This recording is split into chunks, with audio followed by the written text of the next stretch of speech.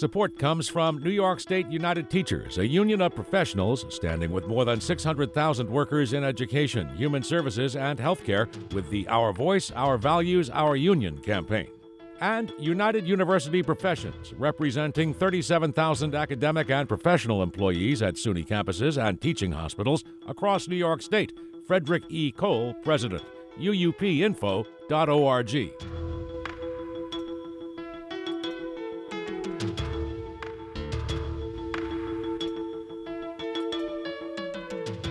It's the Capital Connection. Hi, I'm Alan Chartock. Joining us this week is a guy who we really like, New York State Republican Assembly Minority Leader Will Barclay. Leader Barclay, good to have you back with us. Well, thank you for having me on the show, and thank you saying you really like me. I don't start a lot of radio shows with people saying that, so I appreciate that. One day, one of the leaders invited me to come. I don't know what he was thinking, but invited me to come and talk to his Republican group. And I got up there, and as I was walking off, a Republican assemblyman came in and said, "What the hell are you doing here?" It's funny. Well, anytime you want to come and speak to the conference, let me know. We'll set it up. There you go. Anyway. You'll give us a perspective that maybe we won't get otherwise. Right. The one wouldn't get otherwise. Exactly right. So, Will Barclay, I'll start with you. I once interviewed Harry Belafonte, and the first question I had for him was, Donald Trump? ? So I'll change that this time to Andrew Cuomo ? Yeah. Well, obviously he's facing a lot of challenges right now with the investigations going on by the Attorney General, by the U.S. Justice Department, and by obviously the impeachment inquiry by the Judiciary Committee in the Assembly. And I think there's good reason to be. He should be concerned. Obviously, you have the March 23rd executive order and the potential cover-up of what he did in the nursing homes. You have potential governmental employees working on his book, and obviously you have all the harassment claims coming out. I think there's 6 or 7 women who are claiming harassment against him. We'll see where things go. I'd like to keep these investigations moving. I think the public deserves to know what happened, and if wrongdoing happened, then there needs to be accountability. So, as you saw yesterday, the Assembly Judiciary Committee met. They were in executive session, but my understanding is what they did in executive session was permit the law firm Davis Polk to issue subpoenas against 2 senior members of the Cuomo administration to try to get to the bottom of all those different allegations. But it does seem as if there's some kind of quiescence about all of this, that there isn't the kind of buildup that you would expect if something was going to happen that would deny him either the right to run for governor again or to face impeachment. So is it your impression that he's off the hook? I don't think so at all. I have no reason to believe that any of these investigations aren't moving in the right direction. In fact, obviously, anytime you're investigating someone as powerful as the governor, you want to make sure you have all your I's dotted and your T's crossed. So let's hope this continues. But again, I do feel like it can't drag out for 6 or 7 months. It needs to be done forthright, and the public deserves to have some answers to these many allegations. So do you think he'll be impeached? I think so. I mean, my feeling was, and I think the majority of members in our conference think that we didn't even really need to do this full investigation. We should have just sent what the Ferraris out there in the public space right to the Senate and let them be tried in the Senate. As you know, unlike a criminal trial, this is more of a political type undertaking, and you don't need the still standard of proof. So I've always said I think his ability to effectively govern with this cloud over him would be very difficult. I thought he ought to resign because of the seriousness of the allegations. But short of that, I thought we ought to start the impeachment proceedings right away. I don't have any reason to believe, again, that the investigations aren't being thorough, and they're taking their time on it. But so I'm hopeful that whatever information is out there will help buoy the case so that when the impeachment does happen, it'll be a pretty airtight case. So let me ask you this. There are those people who think that Speaker Hastie is actually helping the governor and that he will not allow an impeachment in his own assembly. What do you make of that? Well, I think there's always, those types of allegations. I can't speak one way or the other. I'm not on the Judiciary Committee. We do have Republican members on that committee. Obviously, I'm not allowed to discuss with them the specifics that are happening, but I haven't gotten any indication from any of our members on the judiciary that the investigation is not proceeding in an appropriate manner. So I'm not going to say one way or the other. I think time will tell, and we'll see how the outcome progresses. Well, I respect the fact that you don't want to say it one way or another, but let me ask you to put your Johnny Carson crystal ball, on here.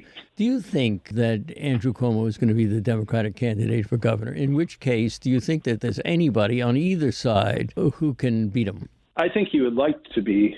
I think he wants to run for a fourth term. Sure. I think, his father was denied that, and I think he has given every indication that he would like to run for re-election. Interestingly, again, I think his ability to govern has been compromised, so that's why I think he ought to get out of the way, either not run or resign would be even better. But, interesting politically for Republicans, having him run may not be the worst thing in the world. Certainly there's plenty to run against this governor on.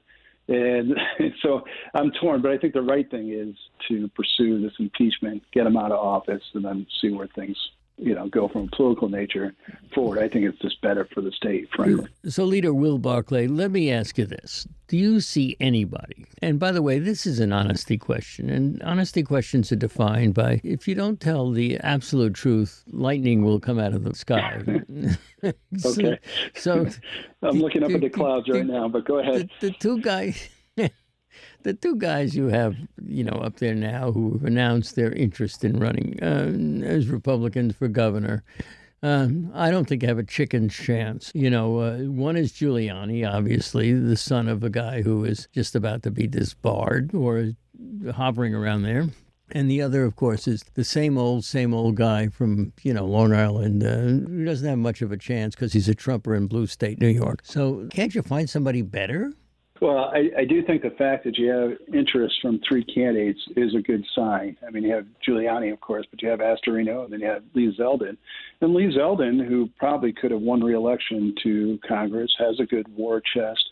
The fact that he's willing to jump in this race and has already visited 62 counties, I think, is a good sign that, these people aren't dumb. They're not just doing a suicide mission. They think there's some possibility of winning. And of course, it's always hard in a state like New York to win, but certainly the other side, the Democrats, have given a lot for Republicans to run on. And history shows, no one gave Governor Pataki a snowball chance, and he pulled it off against the governor's father. So I would never say never, and I think there is possibility. You see the spikes in crime, you see the fiscal mismanagement. Fortunately, we're getting through the pandemic, but there's certainly a lot of problems, I think, with the governor's management and the acquiescence of the Democratic majorities to that mismanagement and during the pandemic. So I think there's a whole host of issues that Republicans can run on successfully in a blue state. I could argue Pataki with you because I thought Pataki was a moderate, and I also think that Pataki was a guy who was being managed by a master politician, Alphonse D'Amato. And I don't know about these guys, but I think D'Amato, he called me and he told me, we've got this guy and he's going to win. So he knew what he was talking about. I worry about whether or not you guys are committing sort of political suicide by putting up people who can't win. I like to see a close race. Oh, do you want to answer that one, or do you want to move on? Well, I think I answered. The only thing I would say, the problem, whether you suggested Zeldin was a Trumper, regardless of any Republican is going to be painted by the Democrats as a Trumper because they know his deep unpopularity in New York State. So I don't know how you get around that. You could nominate someone that might be considered more of a moderate, but they're going to be painted as a Trumper, just like they did with Molinaro last time. So I think the important thing is trying to get back to the ground game, which I think Zeldin, which I've seen, has been around, get the base excited about his candidacy, raise money so you can get your message out, and then have that message be, I mean, Trump's no longer president.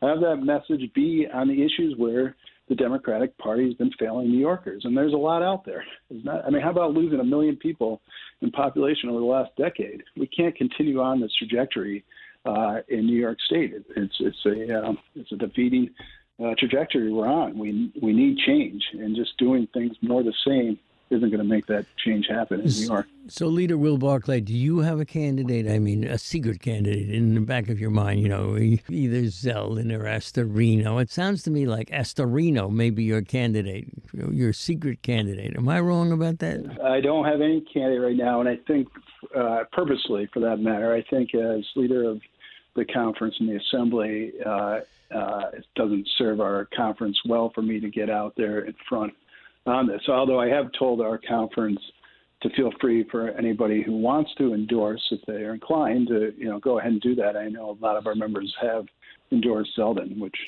is good for them. So it's still early yet. So now, is there any tying in of the hasty leadership of the Assembly by a veto-proof majority, with this gubernatorial election? Do you think if it goes badly for the Democrats that you could take back a whole load of seats?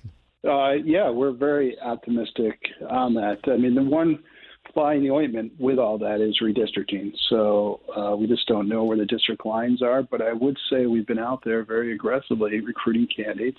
And so far, the response I've had has been very positive. So I'm very optimistic. In the past, Dems could try to point to whether it was President Trump or, Republicans control the Senate or whatever, and try to obfuscate, their responsibility for some of these problems. There's nowhere to run now. The Dems are controlling, obviously, the federal government. They're controlling the state government. So when you see bad results from some of these policies enacted by the majorities, they can't say, well, it wasn't really our fault. They'll try. I mean, I've seen it a lot with the spike in violent crime around New York. They say, well, it's happening around the country. It's not just New York. It's a pandemic, et cetera, et cetera. But, when it comes to actual policies that are passed that aren't passed in a vacuum, they have effect. It's hard to defend bail reform. It's hard to defend the raise the age. It's hard to defend all these soft on crime pieces of legislation that are being instituted. And lo and behold, you look at New York, you see New York City used to be one of the safest big cities in the country, has gone to one of the most dangerous big cities. And that doesn't just happen by coincidence. There's policies behind that cause this. Speaking of which, we just had a mayoral election in New York, and we had this system of, you put your top 5 people in, and, if you don't get your number 1 choice, it goes to number 2. Seems like it's pretty confusing. Not only that, but it does seem like there's a little bit of chicanery going on. Either that or just plain old dumbness on the part of the Board of Elections, who seem to have political appointments as opposed to professionals. Well, whether it's the professionals or just buffoonery, the Board of Elections in New York City, this isn't the first time they screwed up. They screwed up, obviously, big time during the presidential elections, too. And it's part of the problems, I think. In fact, I think I saw this morning or yesterday, Wall Street Journal editorial on the problem with these election laws that they've gotten so complicated. I mean, the ranked voting, I'm involved in politics, and I don't think I have a good grasp on how ranked voting works. But how does a man on the street figure it out? And I think it just causes a lot of confusion. People don't understand how their vote is being counted or weighted. And so, I'm always just saying for more simplicity, let's just get back to what we are. You vote for the person, and they get the majority of the votes, they win, they get into office. It seems to me the easiest way. The more complicated you make it, the more likely that problems are going to pop up like they have in New York City. Let's go on, if we can, Will Barclay, to Trump himself. His organization and chief financial officer, Alan Weisselberg, were indicted this week by DA Cy Vance over allegations involving his tax filings. Does this damage him, the Republican Party, or you guys going forward? Well, let's see what happens. As far as I know, there hasn't been any indictments against the president himself. No. It's against people that ran the organization. And it seems like kind of again, I'm not going to downplay it. I don't know what the motivations are by the prosecutors, but it seems like, again, saying it's a minor crime, and it's a crime that's not often prosecuted, if I understand it right. It's how he reported some of the earnings that he received and some of the other executives that the Trump organization received. It seems like more of instead of having a prosecutor, it seems like more of an IRS matter, but I don't know exactly. I don't profess to say I know the ins and outs of what the indictment are about. So we'll see where it progresses. And I don't think right now it would affect the president any more than, all the other stuff that he's got out there. This doesn't seem like anything earth-shattering as far as I can tell, other than it's directly at the Trump organization itself. Now, let's go back, if we can, to the governor and Joe Percoco, one of his closest aide and friend. Now it turns out that the Cuomo family has been raising money for him and his legal defense. What do you make of that? Well, again, whether you want to support friends or not, I guess that's up to the individual person. I do find it a little bit troublesome because the governor has said, well, we're going to let the cards fall where they fall. This is a huge betrayal of trust that he had in Percoco, and he made some statements like that at the end. But again, and then to find out that, I think it's very difficult to believe this governor who mismanages, wrong word, but he does mismanagement, but as a hands-on governor, I just have trouble believing he didn't know about this and authorize his family and associates to do this, and to claim he didn't know anything about it just seems to stretch the imagination there a little bit, the possibility that could be the case. It certainly does, to me at least, the idea that he would say he knew nothing about it, because he is a micromanager if we ever saw one. Absolutely. So crimes are up, homicides in the city, across the state and country, but one of the things that the Democrats are saying, or many of the Democrats are saying, is talking about guns. Too many guns. There's got to be a way to rein in the guns. What do you make of that? Well, I think that's always the boogeyman that the Dems always say, but then they pass legislation that doesn't really address what they're saying. For instance, most SAFE Act and others are pointed at long guns. They don't really deal with any of the most of the crimes done by handguns. And so, I think a little bit disingenuous. I think they jump on, they say don't let it, tragedy go to waste. So they jump on it and try to push gun control measures that really don't get to the heart of the problem. And if really they're concerned about crime, again, I think they should be looking at trying not to pass additional soft on crime legislation. Let's go back and reform some of the bills, like the bail reform. Give judges discretion whether someone's a danger to the community, and instead of just saying the judge has to let out these dangerous criminals. You're seeing a lot of people commit crimes over and over again, and they get released right back out of jail. The other thing, just generally, and this is not specific pieces of legislation, but this narrative of defund the police and the police are the bad guys and women, I think is really dangerous. And I think that also is leading to spikes in crime. I know the morale in police departments is very low. They're having trouble recruiting. They're having mass retirements because they're wondering if it's worth it. And they wonder if government has their back or not have their back. And these are the times I think we should be supporting our law enforcement officials versus trying to demonize them. Yeah, well, I get that. But what about guys who put their knees on somebody's neck for 9 minutes and kill them? He's being held accountable, right, though? Right? He was convicted. Yeah. So let's let the system. There's bad apples in any organization we have, but we shouldn't paint the whole organization like the police. Every police, officers out there somehow are racist or somehow out to get people, because the ones I know are really dedicated to their job and they're trying to do the right thing and ultimately want to keep their communities that they work in safe, work and live in. And so, I don't think you can just point out to bad problems here and there and try to paint the whole law enforcement community as being evil, and then say we have to defund them. I think that's even more radical in the wrong direction to go in. What got done during the legislative session this year that you're not happy about? Well, I sort of outlined it a little bit, just in very general terms. I think there's fiscal mismanagement, and I also think public safety, we have not addressed that appropriately.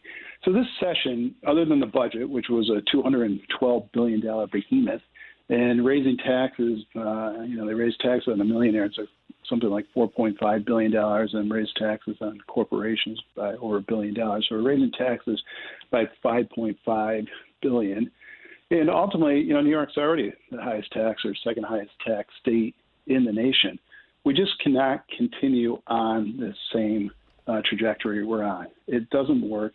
And as a result, as I said, we're seeing people leave New York State.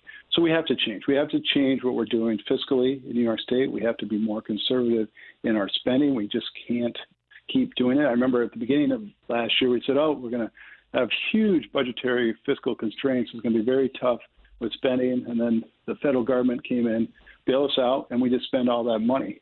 I think we should rein in our spending and cut taxes. Ultimately, we need to cut taxes. We're just uncompetitive with our sister states and the rest of the world, frankly. So what's wrong with taxing the very richest among us, many of whom don't pay any taxes at all?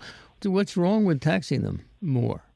Well, the problem is they're very mobile, so they can leave the state much easier than anyone else, I suppose. I mean, it's hard to get up and pack. But if you're already a Florida resident, you have a home down there, it's not very difficult to switch over and become a permanent resident of Florida versus New York. And we're seeing that happen. We're seeing that type of people that were New York residents, had homes in Florida, switching over and making their homes, or anywhere else, any other states for that matter, where they have a low income tax.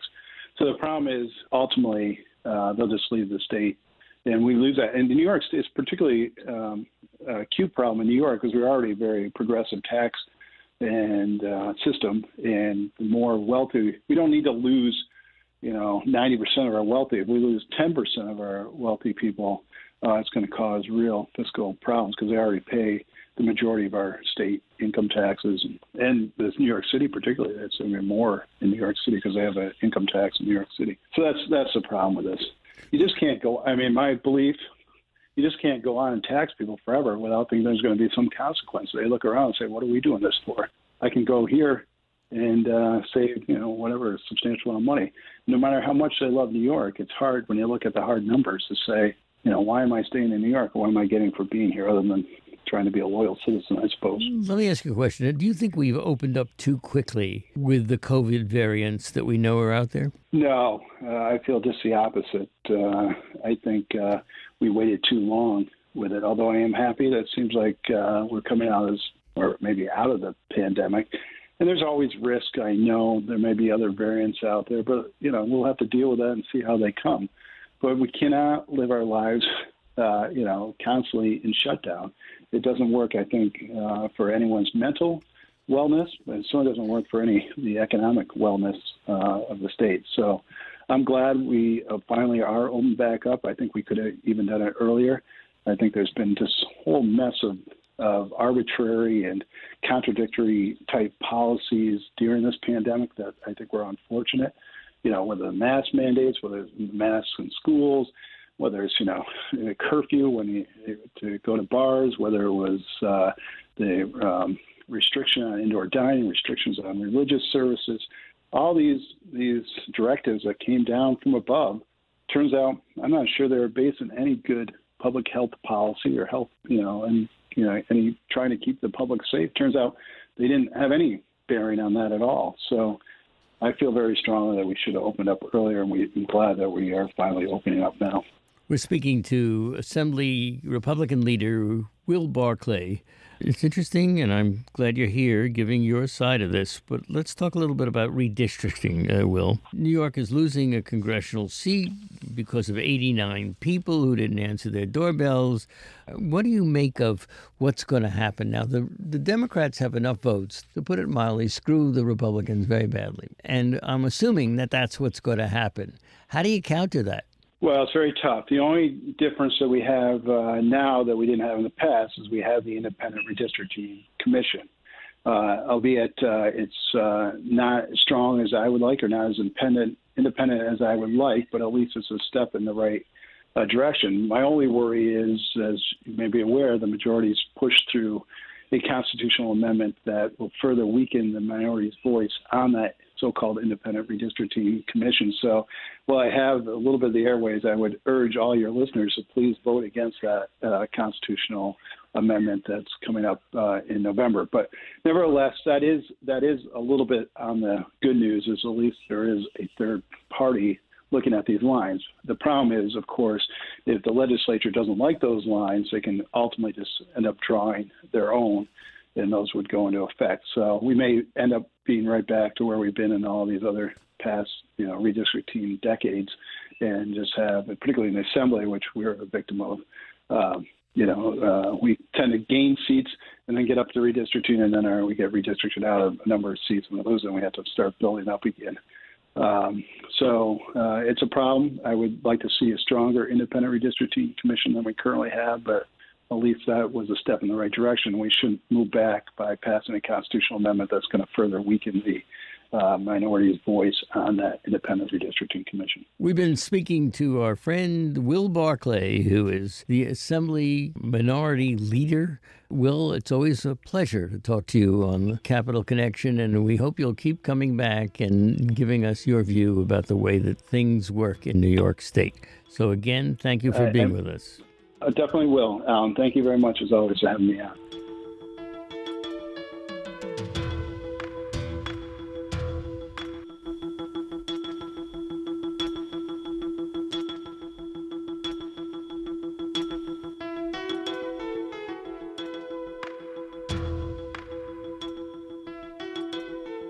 Support comes from New York State United Teachers, a union of professionals standing with more than 600,000 workers in education, human services, and healthcare with the Our Voice, Our Values, Our Union campaign. And United University Professions, representing 37,000 academic and professional employees at SUNY campuses and teaching hospitals across New York State. Frederick E. Cole, President. UUPinfo.org.